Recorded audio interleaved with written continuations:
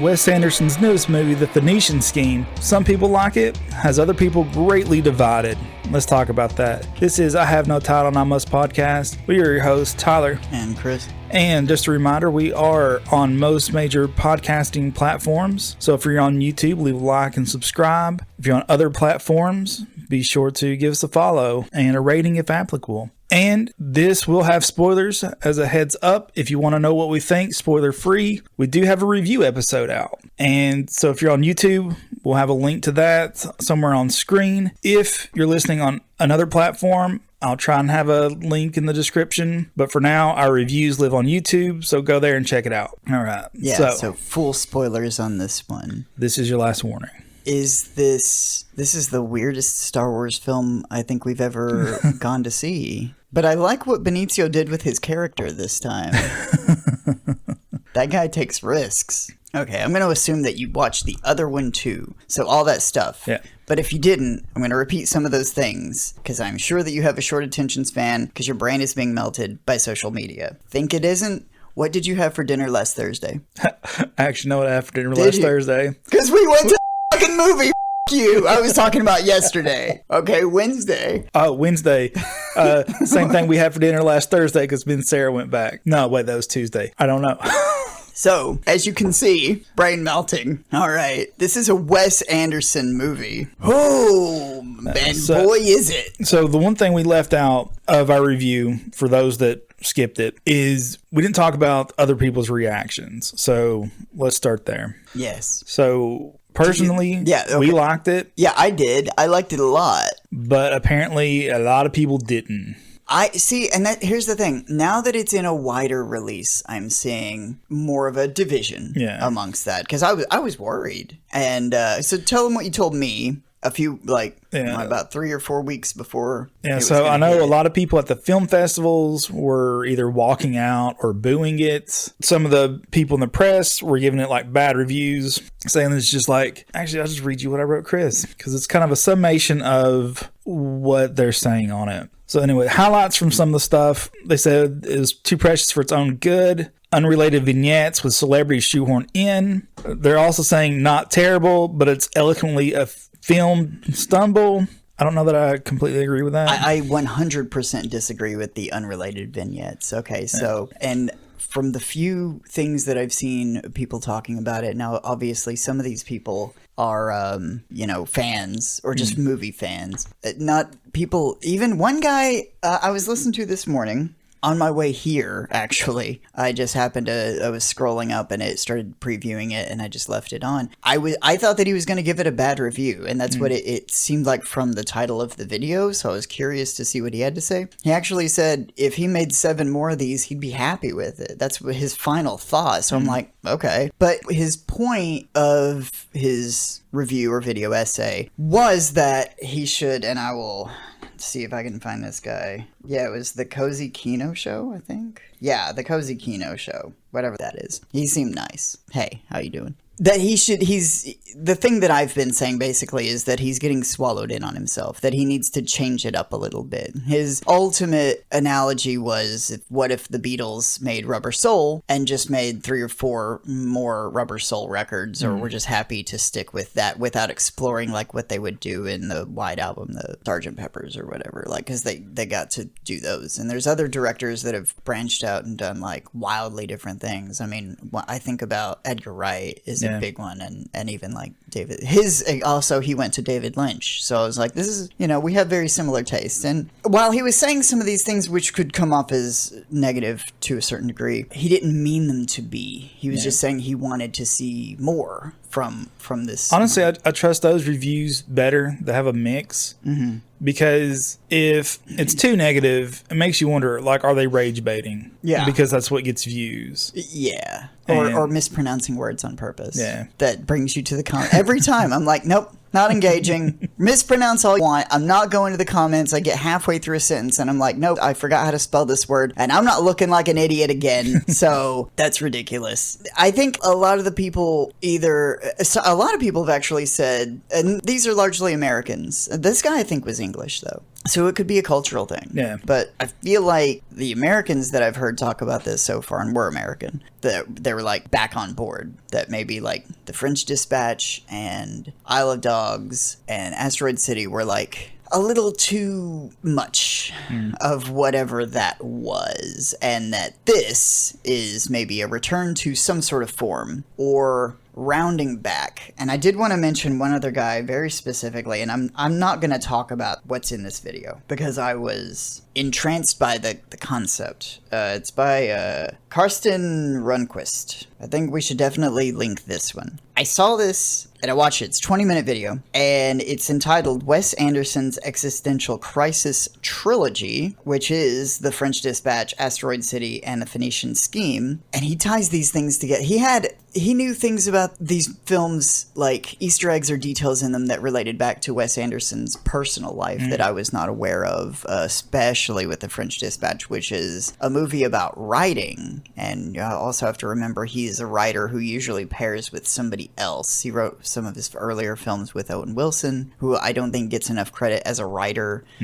People just think of him as the dumb guy in movies, generally. But he, like, co-wrote The Royal Tenenbaums. So there's that. Like, arguably Wes's best film. So, for some people, some people kind of, that was his peak, and then they've dropped off ever since. This does not, he makes mention of the fact that those Roald Dahl shorts are somewhere in the middle of all this, but because they don't really mesh with this trilogy theme theory thing, he kind of ignores them willfully. So, because you could also make the argument that they're based on someone else's work, so it's already kind of and there's aspects to that too. So I did not know. I do want to mention this too, that go watch this, and you should watch it too. But that was really interesting, and tying in to the Phoenician Scheme at the end as kind of an epilogue to this maybe phase of his career. Who knows? Because I don't think he approaches things in that regard. Wes Anderson. He has said he usually doesn't have a problem knowing what he wants to do next, that he's always got something in mind. I didn't know. I listened to like an hour-long thing of him breaking down all of his films, all 12 major films, in some way. That is what he set out to do. That is not, in fact, what he did.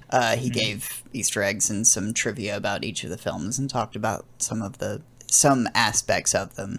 That was fun enough, but I did not realize that The French Dispatch was on the table since before Isle of Dogs. And Isle of Dogs was supposed to be one of the segments, one of the short stories in The French Dispatch. And he realized that it doesn't fit at all. And it's all like this Japanese kind of thing. And which could be, magazines and newspapers cover stories worldwide. It could fit in somehow that they're covering this. I mean, it's like it was like a newspaper from Kansas that's relocated to France or some weird thing. So, but he said they just decided to expand on that, make it animated film and longer, and do like the full thing on that. And then they did the French Dispatch, the way they did that. So that was interesting to me. With the Phoenician Scheme, it's broken down into these phases, chapters, kind of, with the different, like, the partners and the different aspects of the project they're working on to build this, whatever it is, in these shoeboxes. And Jaja, the character that Benicio del Toro plays, is based on his father-in-law. And Wes Anderson's real-life father-in-law, who he said intimidates a lot of people, but isn't like a bad guy. And I think maybe loosely based on, I don't know how closely. But he said one of the things that he definitely took from him is how he would keep different projects and all the things related to that in shoeboxes. And that's how he kept them separate. So that was something that I think appealed to him and his quirky nature. He said when he was first introduced to him, he was fortunate enough that they fell into a conversation immediately, which broke all tensions between them. And then he never got that intimidation factor. That was lucky for him. But he said he could, they would walk into a restaurant and it would just, this guy would carry a certain vibe with him.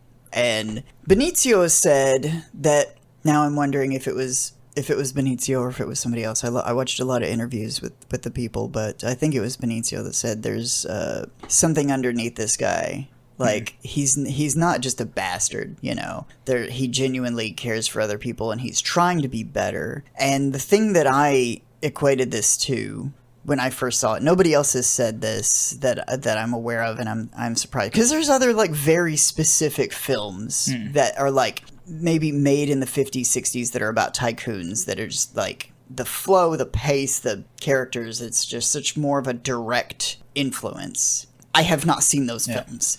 But the thing that I think back to is in modern pop culture that everyone would have seen, and I think that this is much more relatable reference, is A Christmas Carol. Yeah, that's what I was going to bring up. A lot of Wes Anderson's main peoples almost seem like the Scrooge type characters.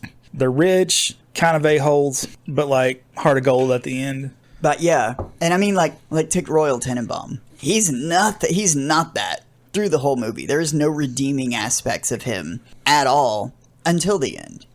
When he's trying to hang out with his family and do stuff, he's only faking it, and we know this from the narration. At the end, when they finally kick him out, when they find out he's been faking his illness, he says, "These have been the best 7 days of my life," or however long it was. And the narrator says he realized this was true after he said it, proving that was his moment. That was his like Grinch moment where he changed, and it was in like a split second. But it was only after he told a lie. He was still trying to manipulate them right up until the last second, and then realized, like, oh yeah, like, being with my family was what was important. Faking all this was fun and good to get to know them and be with them. And I don't think that's the same with Zsa Zsa here. I think he's tough, hard ass, but I do think that he cares about people underneath, and he's grappling with that from the beginning. Yeah. And we see that it's like with Scrooge, he starts as an asshole, but like it's not like he changes all at the end of the thing. He begins to change at the beginning from the first ghost. Second ghost, he's more than halfway there. By the time he gets to the last ghost, he says, like, I know what you've come to do, and, you know, I'm ready for my reclamation. Let's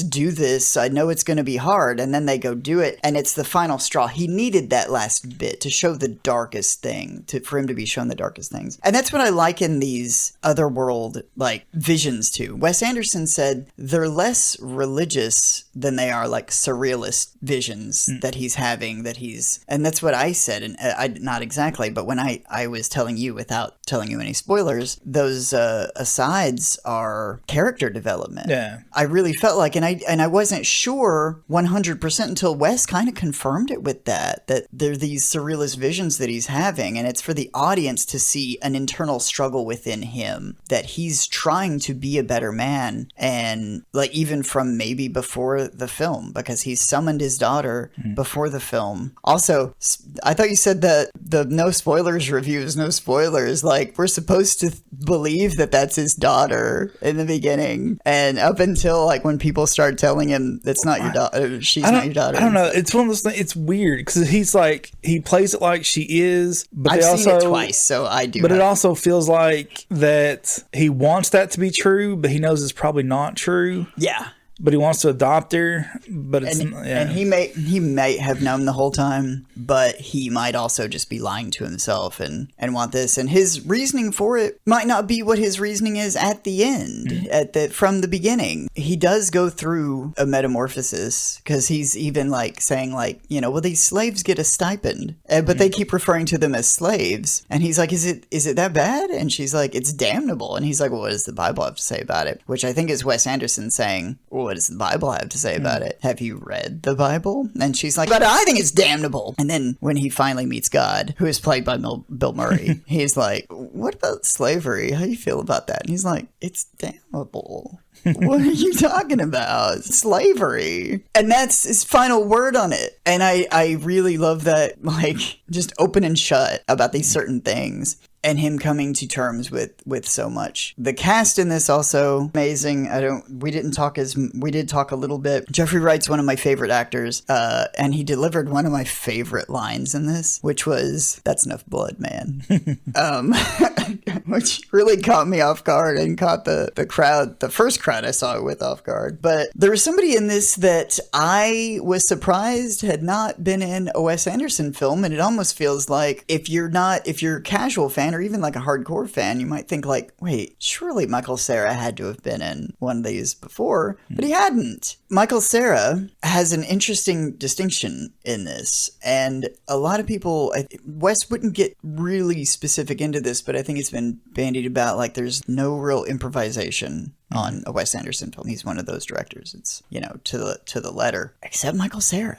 Michael Cera got to improvise. And I also have another anecdote that Wes Anderson talked about in a recent interview about that, which is kind of interesting to me. They talked about that Michael Cera would just like add in stuff. And one of my favorite ones, which the actress that played Liesel, Mia, is that? Yeah. Yeah. She was saying in that scene where they're going to see the prince and he meets up with them on the train car thing, and they drove up in the desert, and there's these assassins coming, and they shoot his driver, Zsa Zsa's driver, and then the prince said like, well, at least he didn't suffer, and Michael Cera's character is like, I think he did.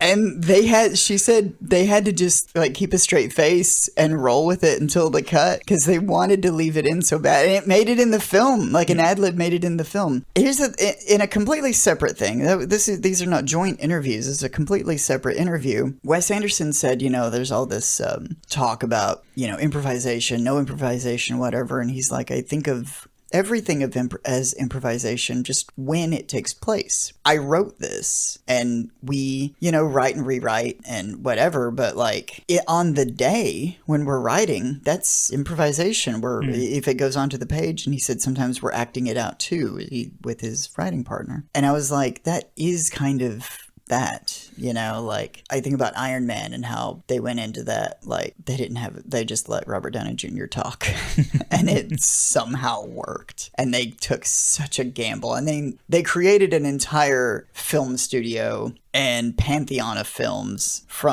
based on if Robert Downey Jr. could successfully translate his meaningless bullshit like ranting into Tony Stark, and it paid off in the most major way to like 20 years later or whatever. But yeah, that was such an interesting concept to me, that like that was when it was improvised, and maybe he's loosening up on that, which nothing felt improvised. It all felt like it fit in the film. I was actually really impressed with Michael Cera's work in this. I like him in a lot of stuff. He's not the big action movie star guy you're going to see all the time. He's kind of got that face made for indie films and lower budget films, and that acting style that like low-key, just demure, other words, Michael Cera. Michael Cera. If you've seen Scott Pilgrim, you know Michael Cera well. He is the titular Scott Pilgrim. I agree that it is kind of weird. Like, you'd think Michael Cera would be like a mainstay in Wes Anderson. He just seems like he'd fit. Yeah, and I'm like fully ready to trade Timothée Chalamet for Michael Cera. Like, let's just keep Michael Cera. Other people can have Timothée Chalamet. I don't even want to acknowledge. I don't want to be negative. I don't like to be negative about stuff. I just feel like, where are his chops? Or is it just that he's pretty? I don't know. I've seen him in a few things now. It definitely feels like he is doing the thing that he does, and it works for that film. It just happens to be very Wes Andersonian. It just happens to work for Greta Gerwig. I didn't see Dune. And that's a big part of it, is because there's certain films I go see because actors are in them. Certain films I don't see because the actor like doesn't appeal to me in an adverse way. Yeah.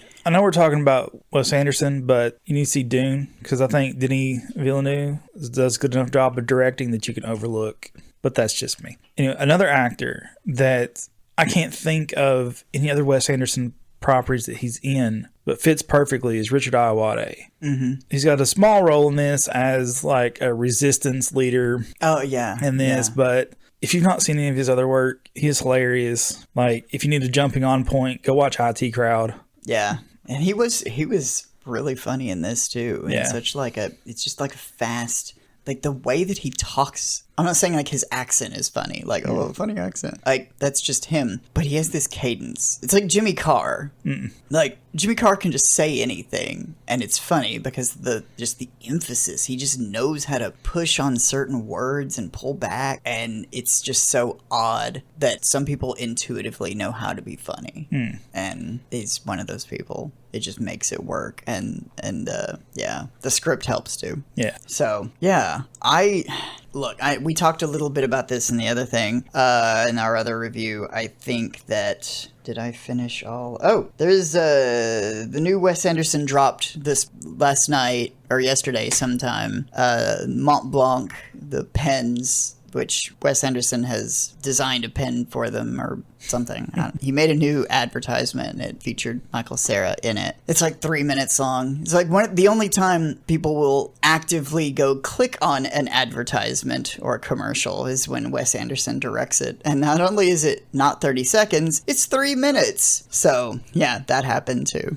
Wes Anderson also, like some of the other ones, I think most of his other commercials he stars in. He is also in this one. So anyway, go click on the Mont Blanc Wes Anderson commercial. It's pretty funny in that weird Wes Anderson way. I need to go back when this one comes out on DVD. I'm gonna watch the three of these together, and really take them in, the French Dispatch and Asteroid City and the Phoenician Scheme, to see if they do fit together like a trilogy. The guy who was talking about the French Dispatch, the guy I mentioned earlier that talked about them being a trilogy, was saying that he feels like the main editor, who Wes has said is based on, like, I think 2 different people, and one more specifically from the New Yorker or something. It's kind of based on the New Yorker. But he was like the same age or something. And the guy is making the case that Wes is him. That's his proxy. And he's, by the end of the film, that guy has died,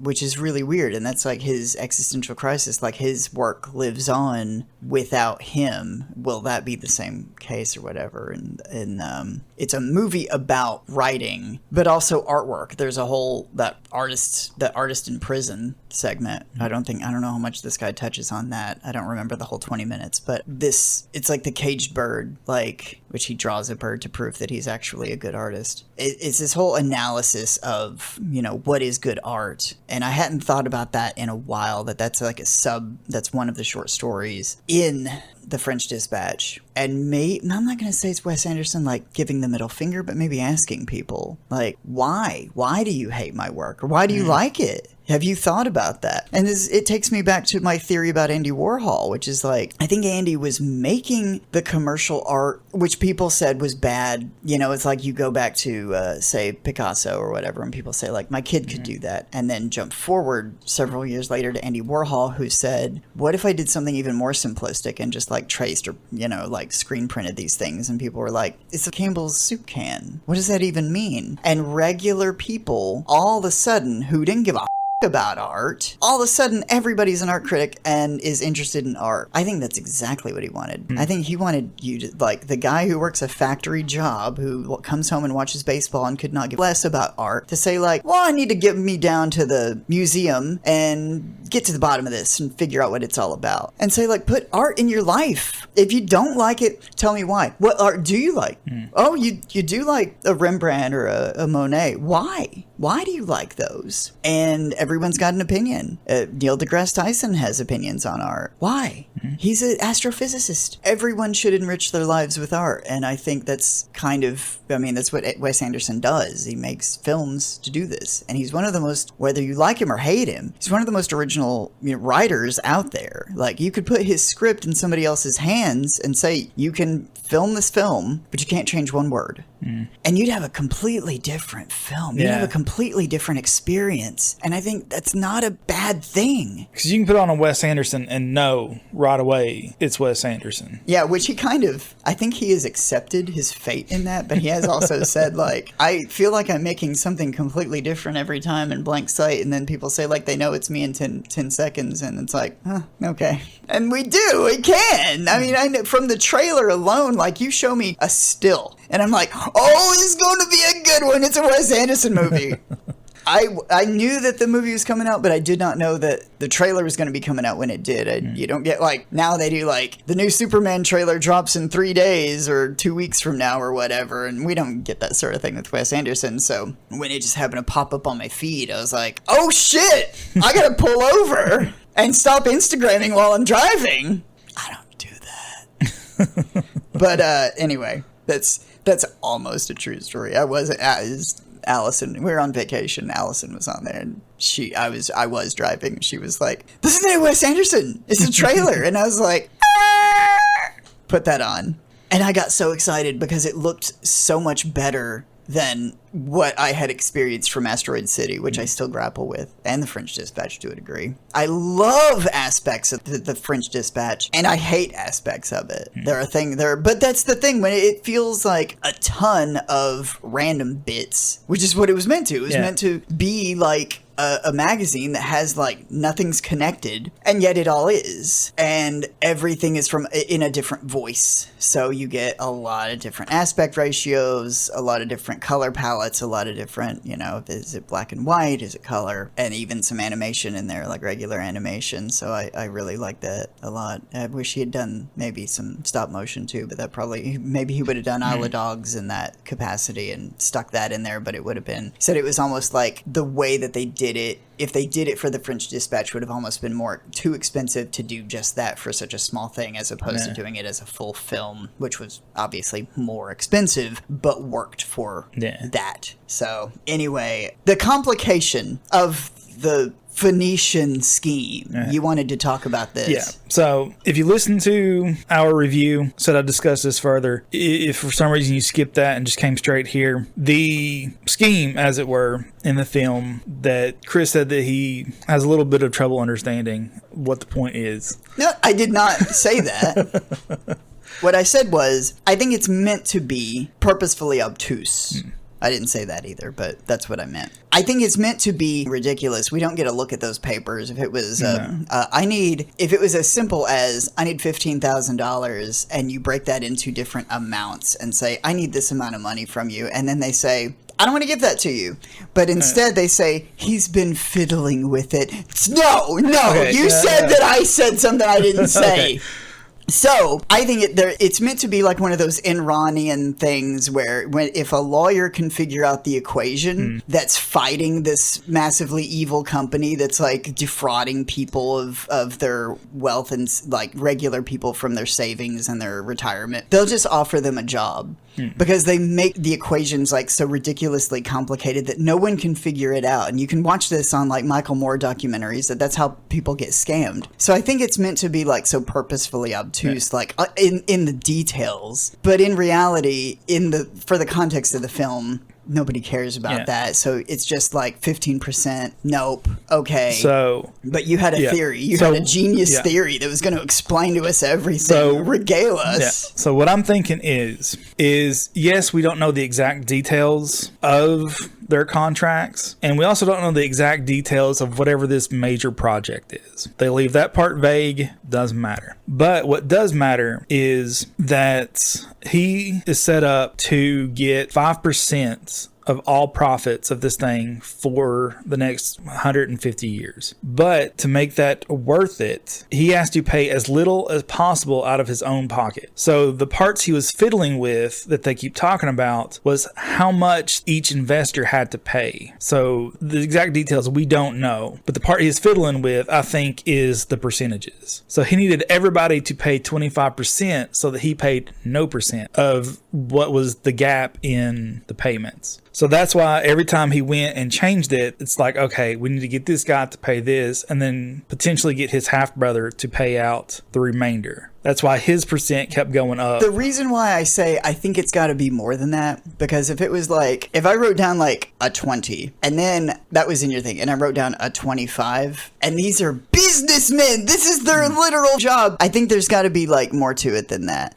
That's why, is because they would say like, I can see you change the main number at the end, which if then it was in perpetuity and all liable legalese, tax fraud, and there was some like percentage percentage number with another percentage number, and those numbers were different, I feel like that would be obvious to them, which is how they noticed. I think the percentage number was more for our benefit and his bookkeeping. Yeah, well, I'm talking about like not just that number, but like some huge number that would be like a temporary number or a potential what it would be of this other number. And here's the other thing too. I don't even think that Wes Anderson completely knows what the thing was, because in an interview he was saying like almost like when they were building Las Vegas, like when Las Vegas was just an idea, it's desert. It's not inhabitable. And yet somebody had an idea to like go start building stuff there and make it into a thing. That was like his vague.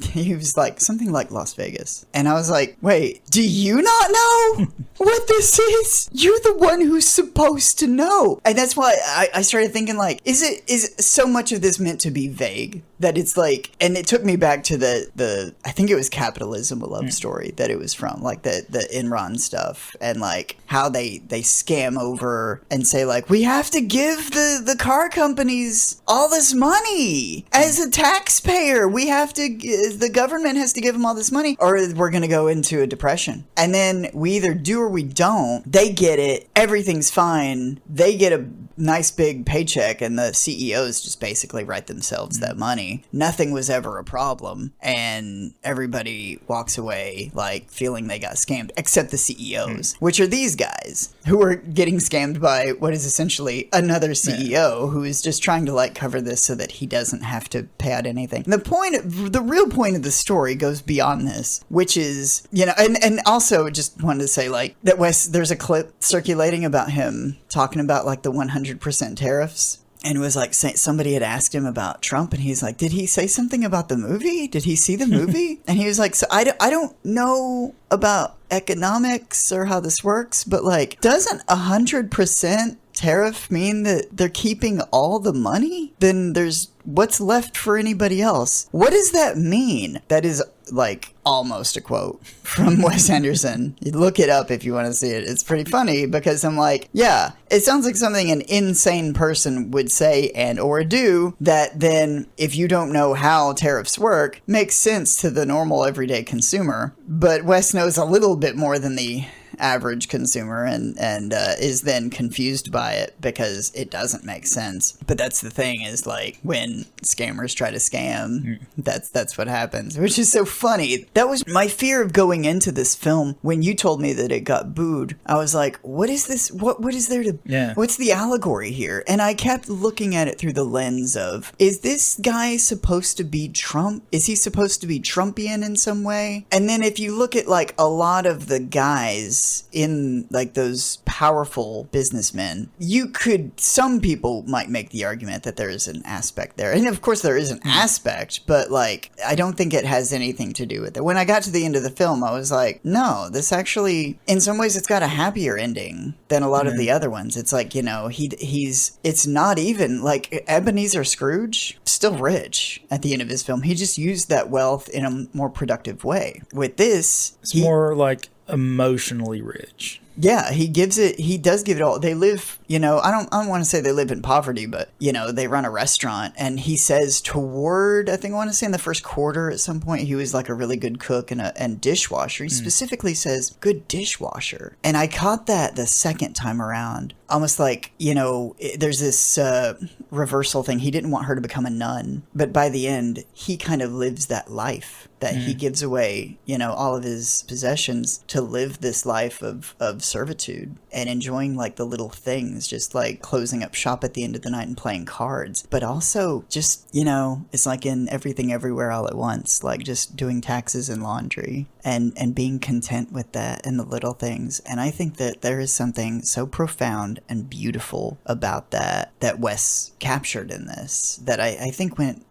over a lot of people's heads. I'm not saying that really, but I'm like, how could you boo this? Yeah. And if it's not about Trump, it was based on a lot of these key figures from like the 50s and 50s movies, but also he said very directly his father-in-law. There were a lot of key aspects that carried over specifically from that man. And if it were, let's just hypothetically say that it was meant to be about Trump, then it was hoping for a better tomorrow. Yeah. It's not. Don't get me wrong. It's not. And I'm not claiming that it is. But I'm just saying, if somebody misunderstood that, and it's like, what if Trump tomorrow woke up and did not choose violence, but he woke up and said, I have had an epiphany. I had a near-death experience. I spoke to God. I'm giving away everything that I have, and I'm going to work in a restaurant. I'm going to feed people. I'm going to wash dishes, and I'm going to live happy. And I hope you do too. We'd have a national holiday because of such a something happened to somebody so profound that changed their life 180. And that's what happened to this guy. Again, it's not about Trump. I repeat this again because I don't want anybody, I feel like I get misunderstood sometimes, and that I say half sentences and my whatever form of ADHD kicks in and takes me away from what I was saying, and that I can get misread sometimes because I don't mean to be offensive to anybody. It's not. But if it were, I still don't see how it could get booed. I was looking at Reddit the other day, and this is in no way were they talking about Wes Anderson. They're talking about like a specific thing within pro wrestling, but it actually makes a lot of sense and connected here, and don't know the person. But essentially what they were saying for the wrestling stuff, which I think is applicable here, is that the way things are now, people lost the ability to read between the lines. And a lot of people have also lost the ability to read the lines themselves. So that it's just like, I hate this. I don't like it. I don't know what's going on. It's stupid. It's like, did you actually pay attention to what's going on? No, you didn't. Because if you did, then it would be very clear what is happening. Yeah, and there's no rule that you can't go back and view something more than once, or read a book more than once, or watch a music video more than once. So if you didn't understand something, maybe it just, you missed details. Yeah. Sometimes you can like get so into, a movie is correlation of so many, a distillation of so many different, there's music, there's visuals, there's dialogue. You know, you could read a movie as a script, or it could be converted into a book. Many have been. You could watch a movie as a silent film with no music or music, and then there's just the soundtrack, which can, after you view a film, that music can be attached to an emotion that you can hear later, and you can experience that same emotion that happened in that movie without even seeing the scene, without viewing the scene, but just from hearing the music somewhere. So there's so much going on. You can miss details. Yeah, and sometimes it's all about the headspace you're in at the time, because I know it's happened to me, like specifically with music as the example. This artist put out some new stuff, and I'm like, I don't know how I feel about this, because I had just got done listening to some of their old stuff, which I really loved. It's just like, I don't know. I don't know if I'm feeling this. Is this good? Am I let down? Then I came back to it a week later, and I'm like, whoa, no, this is good. I don't know what I was thinking before. We had that same thing happen with, there's a band that, I don't know how Allison found them. They just popped up on our feed one day, called Royal Blood.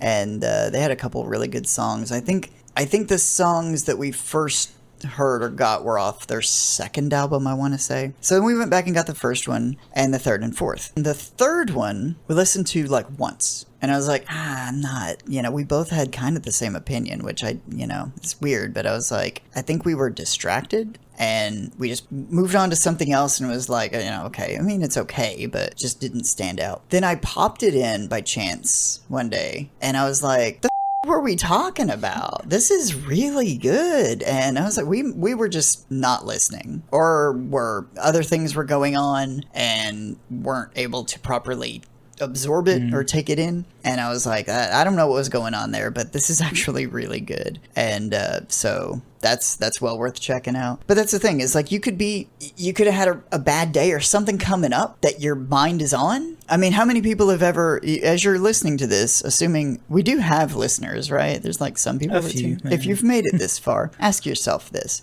You ever read a book? You ever read the same a paragraph, and you're like, you get to the end of a page or something, and you're like, I don't know what I just read. Oh, all the time. Your mind you're reading, but your mind is doing 2 or 3 different things, and you have to go back and reread it. And I've heard about people who've given up on reading because of that. And I'm like, oh my God. So you don't give up. Take a break, take a breath, and come back to it. Fine, yeah. And if it's, you might not have been reading the right thing, or the thing that's meant for you. And there's some people I know that are reading like romance novels. Hey, as long as you're reading, like, exercise your brain. That's another thing too. Like, if I'm really into like a certain genre or feel on a book, like switching to a different book, and I'm like, man, I don't want to read this. It's not because the book is bad. It's because my mindset is still on this other specific type. Yeah, you're in the mode of that. So same way with these movies. You know, you might not always be in the mood for Wes Anderson, but when you get into that mood, you watch all of them in one day. Yeah. Well, there's 12 now, so I don't know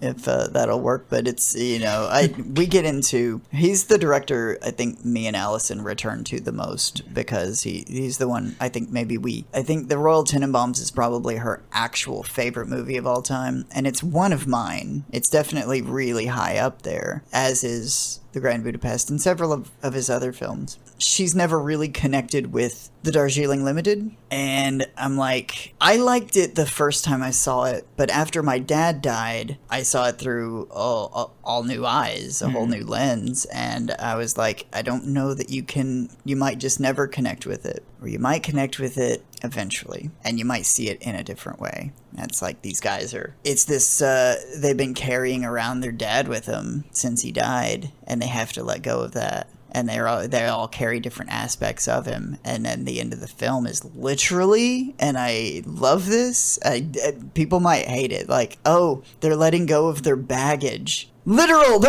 baggage. They throw it down and say, Dad's luggage isn't going to make it. And they just smile and they run and they just, in slow motion, like toss the luggage, literally casting off the baggage of their dad and letting him go. And, because you have to. You can carry a little bit of him with you, but not like that, to the point where it's weighing you down and crushing your life. And it was beautiful. And that movie is like a catharsis for that sort of thing. I don't know where Wes Anderson was at when he wrote it. I don't know anything about, or I don't really know much about his personal life. If his dad had died, or if his writing partner for that, I don't know who his writing partner was for that. If it was Roman Coppola or Owen Wilson, I don't know if one of their dads had died, or if they'd experienced something like that. But man, if it wasn't written from a place of personal experience, it felt like it. Mm-hmm. And the Phoenician Scheme feels like, especially those scenes, those surrealist scenes, that it felt like something different. And when people are like, oh, he's doing the same thing, and I don't know if they watched the same movie. Like, do you see this weird ass surreal, like, afterlife heaven scenes? Like, that was a departure. I don't know of any other Wes Anderson movie that had that in it. Asteroid City had those kind of what were meant to be the real life versions of thing, like what was happening with the writer of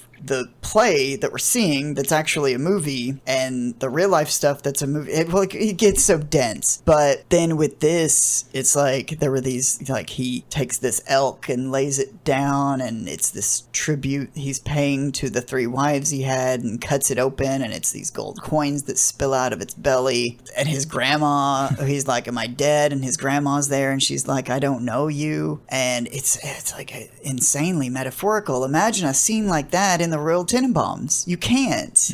And I don't think that he's getting swallowed in on himself. I think he's discovering new things. Should he do a little bit more with the camera? Maybe. That's not for me to decide. I would love to see him write another film with Owen Wilson. And as always, love to see Jason Schwartzman come back. But he did for the Asteroid City. I kind of wonder if it's a scheduling thing, because I know that Jason Schwartzman was in another movie that just came out. Yeah. And this one was, I don't know who I would have had him in as, So this was, I think, perfectly cast. And a lot of people are saying, now that it's out and widespread, I'm hearing more positive things. Yeah. I think it's cautious 6.9 on IMDb right now. So. Well, what I'm hearing is mostly been from amateurs, like not amateurs, but like YouTubers that I've never heard of before that just pop up when you type in Wes Anderson or the Phoenician Scheme. I've listened for about 10 or 20 seconds to say like positive, negative, and probably it's a mix, but overall positive, if not more so positive. So it must be like the more professional seasoned pros, the newspaper and official, places that are giving it more so negative reviews. Because the worst reviews I heard came from the film festivals from the early screenings from that, and the Seattle Post, maybe. I can't remember exactly which one I read, but hiding behind their ink and paper. Once you say that to Wes Anderson's face, cowards. I think a lot of this is, I'm not saying they're being dishonest, but that's fine. That's their opinion. I'm not saying it's not a it's not a complicated film. It's subjective. It's not like objectively good or bad. It's a weird film. It's going to be. But also, I did want to touch on. So you guys, you've seen the film. When I say like it's the most graphic and violent film, in the first real scene, a guy gets blown in half. Was not expecting that.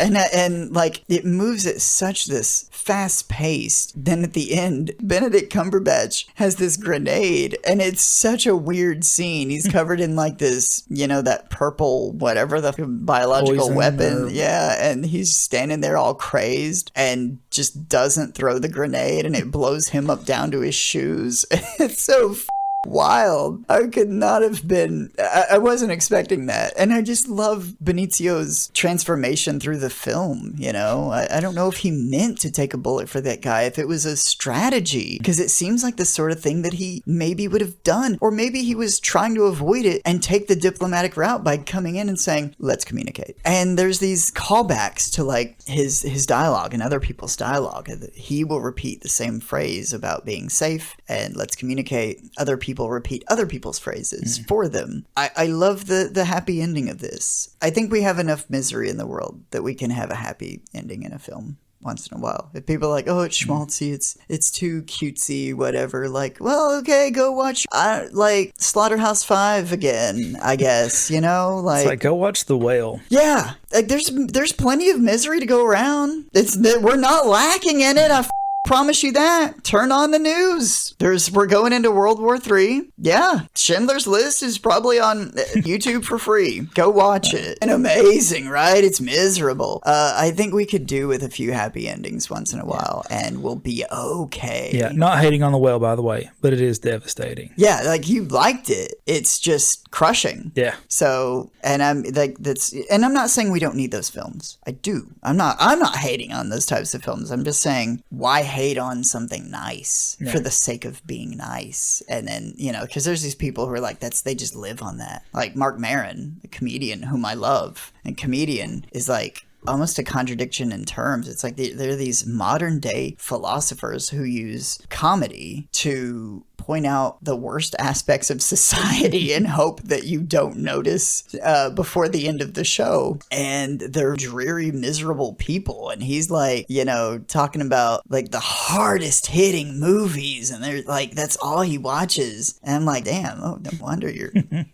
miserable. Like he's slightly more obscure. More people would know Bill Burr. Just imagine Bill Burr, but with hair and not red haired. They're very similar. They would say they're not. They are.